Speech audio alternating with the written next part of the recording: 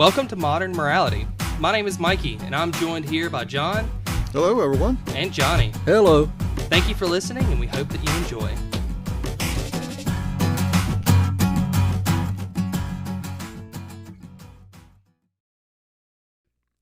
Hey, Hunter, this one's for you. Good listening. Alrighty, welcome to Modern Morality. So, with us today, we have Johnny, who's our usual co-host, but we also have a guest star.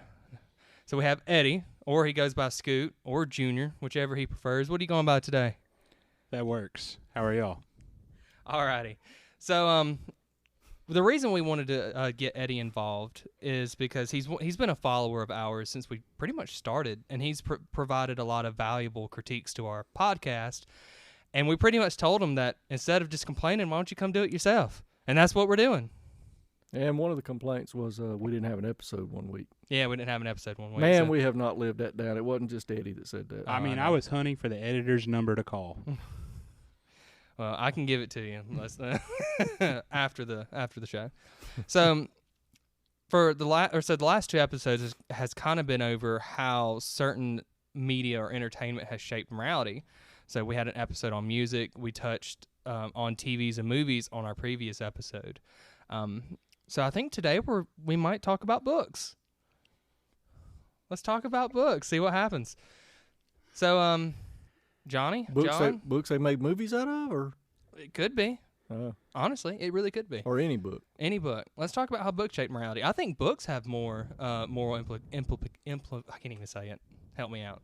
Because I don't think some people realize that movies came from some books. Just saying. I know some books that were based off of movies. I thought they wrote books after the movies. Oh, Yeah. okay. They did that in the Game of Thrones. Did they really? The last season's still being wrote. Oh. That doesn't surprise me. But so we're talking about morality. Well, you can say that a lot of the basis of our modern or our traditional morality comes from a book, the Bible. But I think books are one of the most powerful ways to have moral lessons given to us. I mean, we read to kids in our in the education system. People read books for inspiration. They read books for instruction. I think books are a really important source for us to learn morality. So, what kind of experience do you have with books, Eddie? Well, books are kind of the stepping stones. I mean, as a young child, the very first things you're taught is to read after you learn how to speak, and from there. Learning to read and reading books that are shaping your lives. I know my kids right now are into the I Survived books, which is a history. Yeah, I Survived's pretty good. It's a pretty good little history series, but so Johnny and John may not know about the I Survived books. So Why would I not know?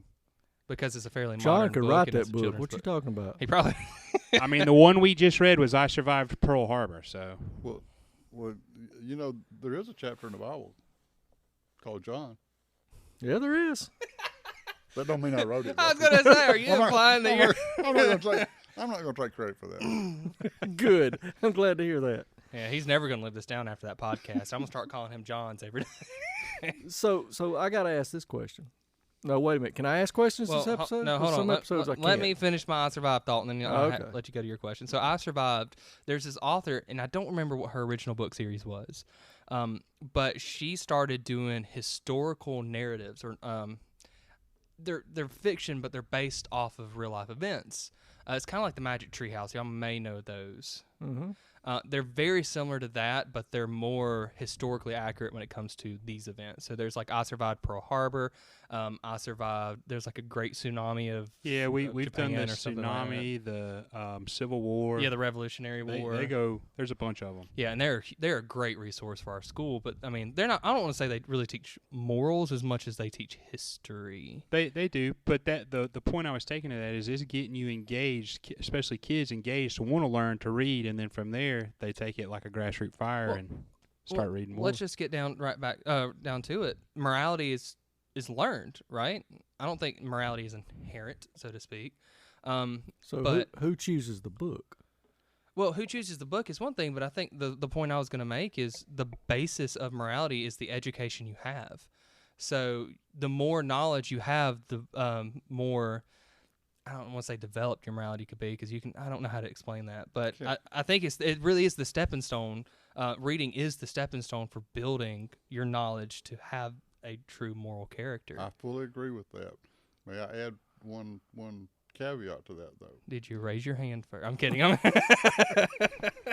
I'll raise anything you want me to raise, Mikey. The issue that I have with things that are based on history is that young children, read these historical documents, and that stays with them the rest of their life. And I have somewhat of an issue with that. I don't mind children learning history as long as it's history for the sake of history, not for history for entertainment value. Does that make any sense? And the history should be truly how the history happened. It shouldn't be Right. somebody else's twisted, warped view of what they feel like it should be. I Well, would- I was going to say the books are written by the victors, right? That's that 100%. Not necessarily. The Japanese have written a lot of books about how they won. That's right, about how they won the war. Yeah, Yeah. exactly. But yeah, it's a fine line that people have to walk when they publish these books. Is, how much is historical fact versus keeping the reader's attention. And people have to be very careful of that, very cognizant of that. Right. Well, we're only talking about history at this point. What about fantasy? I mean, take some of the wizardry and magic books that kids read. The I've, Harry Potter series, talked to Percy parent- Jackson. yeah, I've talked to parents who they're like, we're not letting our kids It's do witchcraft. that. Yeah, that's It's witchcraft. It's evil. Yeah, my grandmother was that way. She would not let me read Harry Potter or watch Harry Potter because she thought it was witchcraft. And in the Bible Belt, that was she was very strong against us not partaking in that. It goes even further from there. I mean, Eric von Daniken wrote The Chariots of the Gods. Are y'all familiar with that? With how I'm the aliens not. came through and helped develop past societies. So, I mean, it goes, that's hard to find in the Bible Belt, too. See, I'm coming back to teach your kids how to take things in perspective, and that starts at home. I mean, what's wrong with a little fantasy as long as you're still getting a good moral lesson out of it? And I've seen some of these shows and books that have plenty of lessons in them. They're just also colored with some fantasy. Well, I mean, Aesop's Fables, one of the There you prime go. examples of that. A fable is specifically to teach a moral. Well, to teach a lesson. the yeah. moral of the story. That's where the Yeah. moral came from. That phrase came from the moral of a fable. Growing up, we had all the Aesop Fables books in the library, and at the back of every book, it was what is the moral, and the moral was if it was a rabbit in the hair, what? Oh shoot, I can't even remember exactly how it was worded. It was slow and steady wins the race. That's how it was worded. See, I mean, I don't know how far we'd want to take this topic, but, homeschooling. What's the reason a lot of parents homeschool? They want to be able to select and control that kind of thing that their kids are exposed to. I'm like, let them get exposed to the real world, and then teach them how to cope and deal with that. Well, I think in order to do that, don't they need to have a good foundation before they're exposed to all the counter stuff? Yeah, I would say though it depends on where that foundation's coming from. Up until a certain age, they can't select for themselves. Who's making the selection? Well, I will tell you that the latest trend when it comes to books for kids, graphic novels. Kids aren't reading the same they used to. Everything like stories, like books, novels, are now being adapted into graphic novels for kids. And I don't know if it's just trying to get them more interested in reading or what, but it takes the story element out of it. It only gives them dialogue. And I think that's a great disservice to our kids. I feel like because you're not really seeing the thoughts of the characters develop. That sounds As like the you're reading. teacher of this group, doesn't it? Well, I'm going to throw one on there. So one that we're facing is the Accelerated Reader Program. I had it when I was in school, and I loved Yep. it.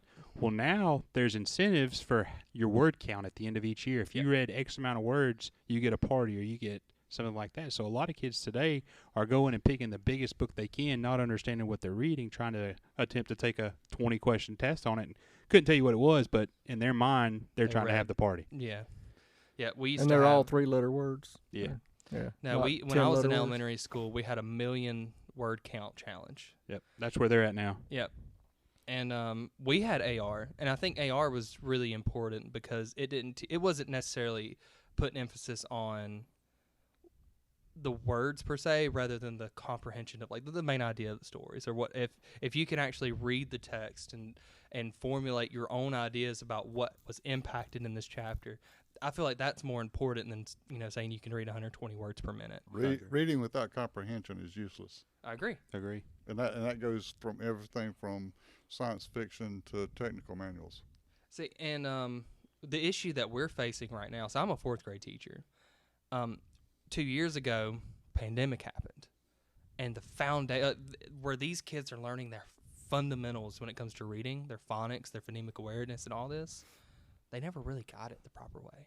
So we have 4th graders who can barely read, and it's doing them a disservice because it's not only affecting their comprehension in reading text, they can't do word problems in math because they don't understand what they're reading. Vocabulary is hard. When they do science and social studies, if there's an article that's giving them information for the water cycle, they have to read that information, process it, and then learn from it. And if you, without that fundamental learning, or that fundamental reading, What I've ability. learned in the business world was, and I've heard this for years, and it's always held true, you're only as good as what you're measured on. So select those measurements carefully. That's what the results you're going to get. Right. And so to John's point, I think I remember when I was in school, they graded us on comprehension. That was the main goal, but that took a lot of effort. Right. Took effort on the teacher's part, everything. And they also risk low scores, which the teachers are now graded on as their scores of the students. And that's a problem because they're teaching to the test now instead of teaching the material. Exactly. Exactly. See, and I'm fairly new as a teacher, and I know that I have many flaws, but the one thing that I really push for is I want to know that this kid, before they get up to go to their next class, understands what I'm trying to tell them.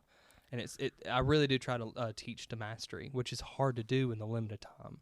And the other thing that we're facing as teachers is that we have so many standards to teach, but only so much time to do it. And a lot of these kids need remediation that they can't get because we have to move on to the next topic. And when it comes to their reading, it's hard. And that their lack of reading, their inability to read, definitely affects their morals. They're not learning the lessons that these thousands of books, these resources that they have, they're not learning the lessons from them, not properly. So what's happening is you have kids who have rotten attitudes, have not learned the lessons that the storybooks are teaching them. How do you equate that to privilege? Here's where I'm going with that. So if you're equipped to be able to comprehend and to be able to have critical thinking, I can tell you right now, one of the biggest things people are lacking in the business world is trying to hire people with critical thinking skills. It's hard to find. It's not taught. And so You can't teach it.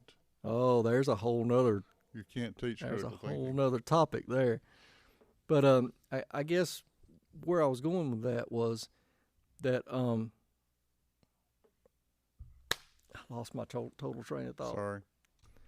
So yeah, privilege. So if you're equipped, then that is a privilege to you. It's not what society's given you or what your parents have given you. It's what you're equipped to go do gives you privileges that you wouldn't have had otherwise. So we're doing a disservice if we don't arm and equip our kids today. And that makes them where they can go and, it's easier to pick your morals when you have options than it is when you don't. No, I agree with that. But That's a good point. my argument to that is the difference between me and my brothers. We were raised in the exact same environment, exact same privileges. We have completely different morals. So is privilege really the factor there? Mikey, that's your perspective. They probably have a different perspective than you do. Oh, I'm sure. I'm sure. But I mean, if we're we talking may have to about, have them on one day for a. Yeah, I think so. I think that would be a good listen, really. so Yeah. far we haven't had to put in an explicit Hey, rating Eddie- on our podcast. Eddie represents our audience, and he says it'll be a good listen. So Yeah. Well, I would like to add something about since Mikey's in the education system. I think there's so many distractions in education these days. Just every time you turn the TV on, there's some school being sued because of the materials that they have. did you say something, John? My phone was ringing. Yeah, exactly. Exactly. Every time you turn around, there's something interrupting the education system, and I think it's a shame. It's a disservice for the children. It's a disservice for society in general. so I can add to that, and this kind of goes away from books, but I think it's still on topic a little bit. So let me elaborate. So every kid now has a Chromebook. Every single one. It's theirs for their time in school. Well, in your school system. In our school system, if most of them either have Chromebooks or iPads at this point. Almost every school that I have heard of have some type of technology that is theirs that they use. I have seen technology be used to do amazing things in the education system. It makes the kids more engaged. They do learn from it. I have seen it do great things, but I've also seen it where kids are so focused on this game that they're playing, even though it's an educational game, they are so glued to it that they're not paying attention to the lesson being taught. And that is a huge challenge that we face. And we had recently... What do you do about that in the classroom? When I was in school, we didn't have that. I know. I'm saying, what as a teacher now are you doing in the classroom? We just recently got a safeguard behind it. We just recently got some software that kind of helps us monitor that a lot more besides just walking around. But honestly, the only thing that we can do is tell them to close their computers, put it in the middle of their table, and to pay attention. And if they touch it, they get disciplined one way or another. What are they doing that's not pertaining to the class that you're teaching? So, like, we have a program that we use called Blookit. Blookit is you create your own question set. So, like in this case, vocabulary. They have 20 vocabulary questions. It might be 10 words where there's the definitions and then 10 sentences that the words can go in. And this Blookit software has 20 different games, unique games, that those questions can be fed into. So let's say, for example, they have a tower defense game. Every time they every time they lose so much health, they have to answer questions in order to obtain health. And it's a game for them, but they're having to learn the material. And they're having to learn it because they only get rewarded. You're when they're gamifying correct. it and using that for the metric. Right. Well, what happens is that's almost becoming addictive. Yeah.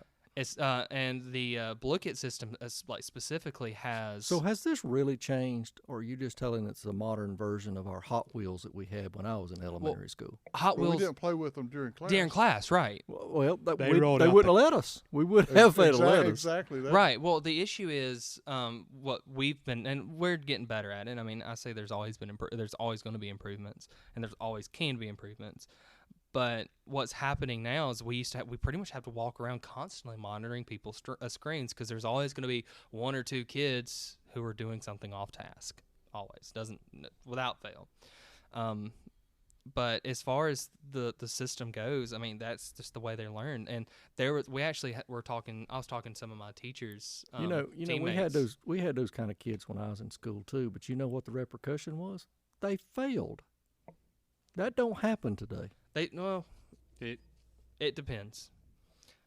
So The criteria is much different, but it depends. You pretty much have to try to fail. So on that same token, my wife teaches at the high school, so they have a problem with phones. Oh, I bet. On the same principle as far as they're working on their computers.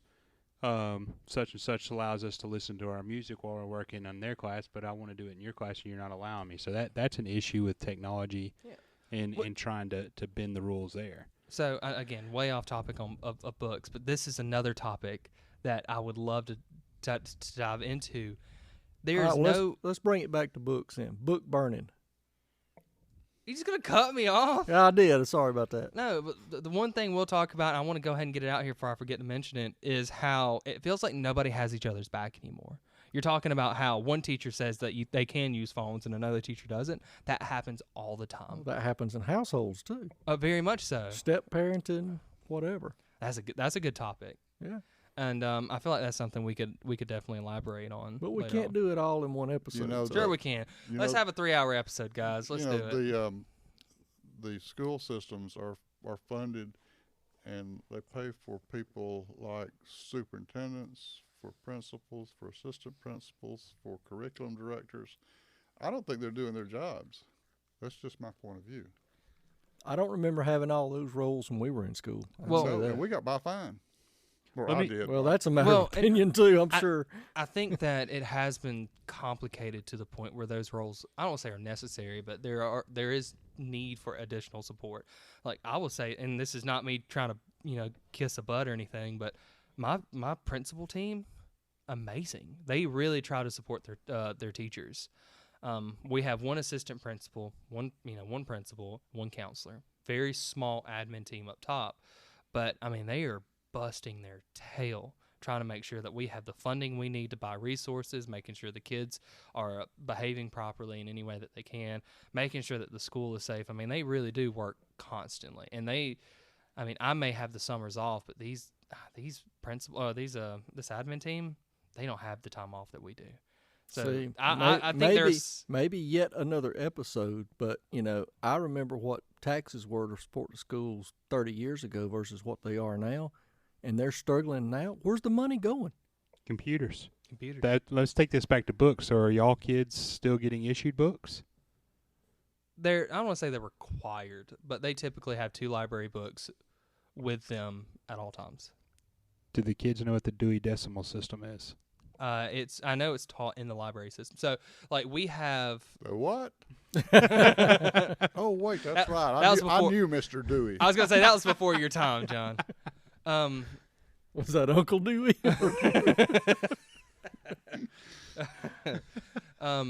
But so like we have, and so like camp is what we call it. So we have computer lab, or I think it's actually called a media center, art, PE, music, so on.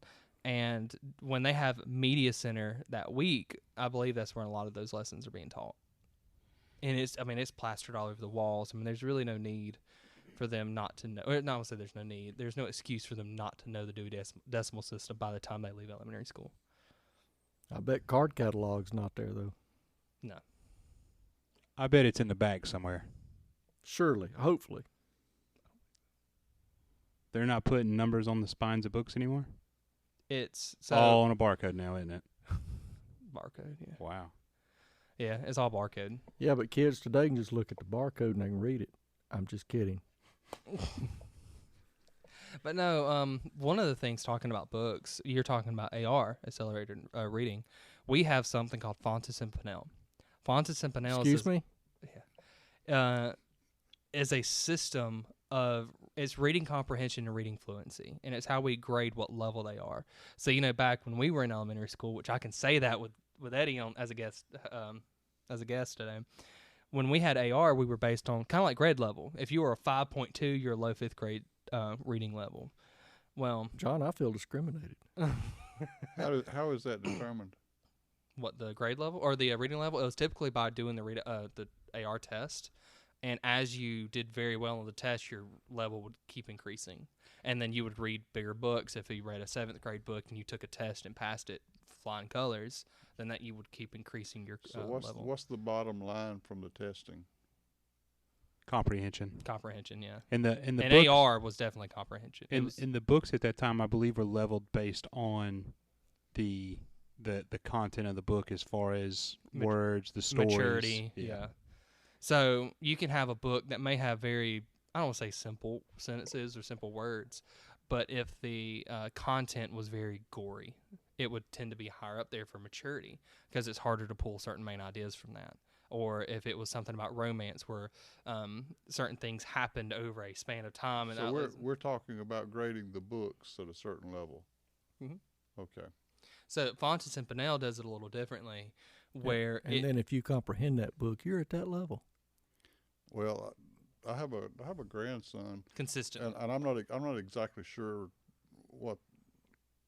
how it was exactly rated, but he when he was in the 5th grade, he was reading at a 9th grade level, and in the 9th grade, he was reading at a freshman college level. And the problem that the school was having was giving him age appropriate materials to read. Yep. And that's that's still the case. Which I think that is more of an exception than the rule. And what I mean by that is there are gifted kids out there. There are kids who can take something and they can read it, comprehend it, and learn from it. And like, understanding and learning from something are two different things, I believe. You can understand a general sense, but if you can learn it, read something and truly learn from it and use that skill you learn in practice, that is something that a lot of kids lack nowadays.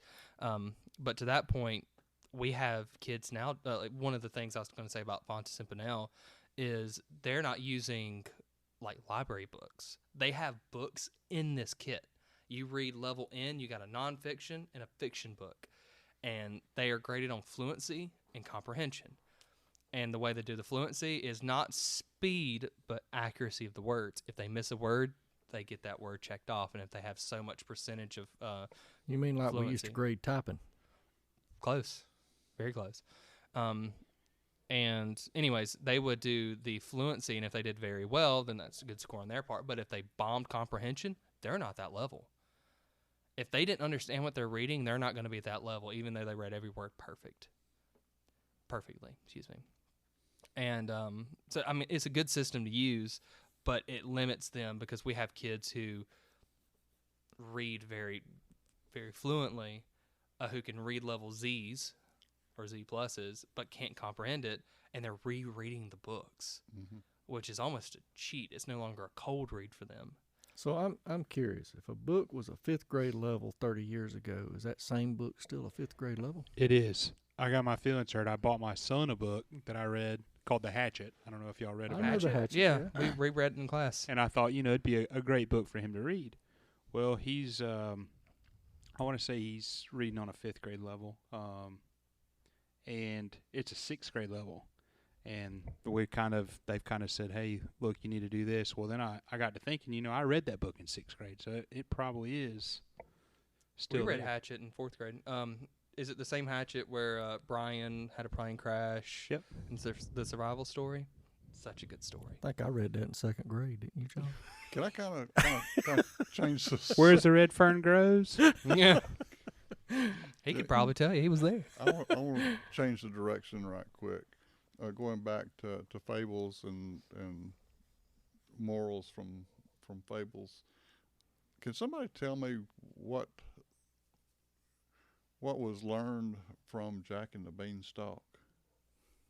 Don't go trespassing. Is that what it is? You'll get squashed.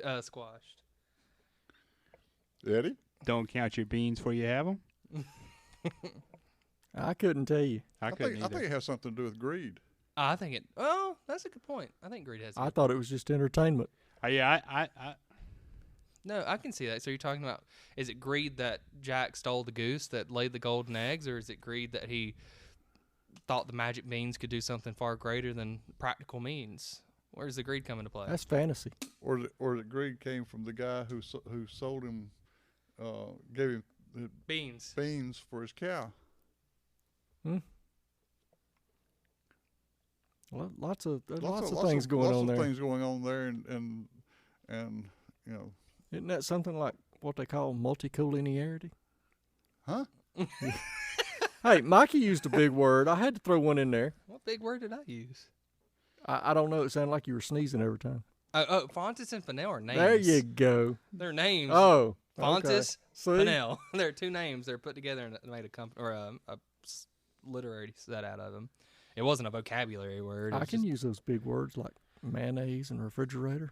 Those are big words. They are. I wish you would read a book. So tying this back to morality. So I think John was trying to do that before you started going into the grocery list. the chicken and the egg, Oh God! right? we keep coming back to this when we talk about morality. Is books forming morality, morality formed the books, and then I kept wanting to interject at the risk of even cutting Mikey off earlier that, what about people who are censors, and what about the book burning and DVDs getting run over. yeah. So, who's controlling what, and who's the ones that are immoral? So this is kind of my personal, maybe even political beliefs coming in on this. I believe that every parent has the right to monitor and potentially censor what their child is exposed to. I agree with that. Absolutely. So when it comes, but every parent shouldn't have the right to judge what my kids are watching. I agree. I would say, as far as the book burning goes, I think that was more of a show than it was something, an act of true. I don't even know the best word to use. If you burn one book, it's not going to make the books go away. No. It was just a show. Don't make the books become a martyr. It's almost a threat, Exactly. if anything. I mean, let's take that even further. Even books that are banned by governments still show up. Oh, absolutely. I mean, They're actually sought after more. I know. Right. People are going to get their hands on them regardless. All you've done is move them to the black market. So, and I think this goes back to Johnny's point as to it's one thing to teach people what books say. It's another thing to teach how we should monitor ourselves when reading books, or how our kids should monitor themselves reading books. So one of the things that we say often between me and Johnny, and I think, Eddie, you probably say this often too, is govern yourselves accordingly. I think that should be the moral of every parenting decision when it comes to these types of media or influences, is you got to teach your kids to govern themselves accordingly. If they can't be self-reliant, they're never going to make it in the world, not as a successful, I won't say successful, Well, as a here's real another- successful you adult. know what happens when parents don't take charge and govern their children? The government takes charge and governs their children. Well, this is another topic. I don't think that's the case anymore. I think the government is more actively seeking to take children rather than the government just getting them from parents who don't care. Like take children from popular theme parks or ice cream trucks. Like, I understand that, and I agree, but I think it has morphed into that. I think originally it came because the government realized, well, the parents aren't doing anything. Well, let's see what we can do with them. Right. No, I agree What with that. happened before that though? Didn't the villages raise the kid? Is that different than government? what was the lady's name in Robin Hood? You took it to Jack and the Beanstalk. She raised the kids. All the I can't remember what her name was now though. I can't remember her name either. You're talking about the old lady that lived in the shoe. No. No. That was Mother Hubbard. Oh, And okay. Andrew Dice Clay had a joke about that. Oh, really? Yeah. Yeah. Yeah, we're not going to go there. Talk about morality. Yeah. So it's as far as the storybooks go. I mean, there are several examples. I mean, you got Peter Pan. You can learn a lot from Peter Pan if you truly looked into it. And maybe that's something that's we need to talk about as far as the books go. Is how many lessons are we missing because of the entertainment value? I think you said this because of history. People are reading history for the entertainment value, not because they're trying to learn from it. Well, that's not just books. Look at the cartoons 30, 40, 50 years ago. Cartoons were they all were about those things happening in the time, the current events.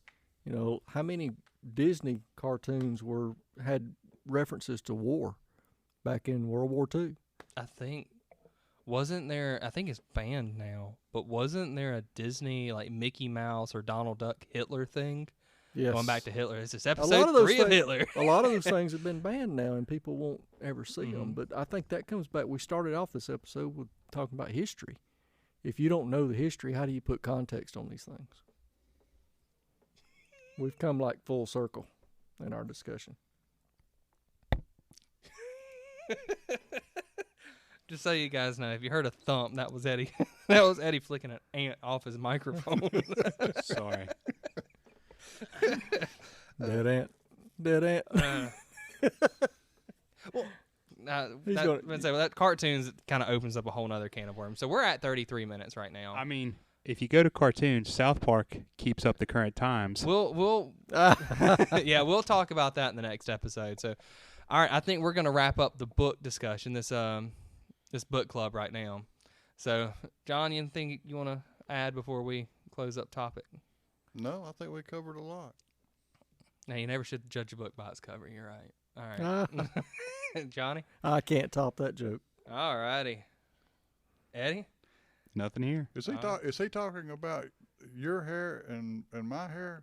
Can't top it. I don't have hair, so All righty. Well, thank you for listening to Modern Morality. We hope that you continue to listen, and have a great night.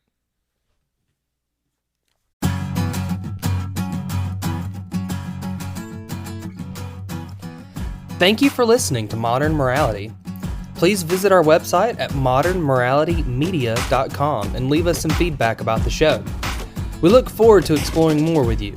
Until next time.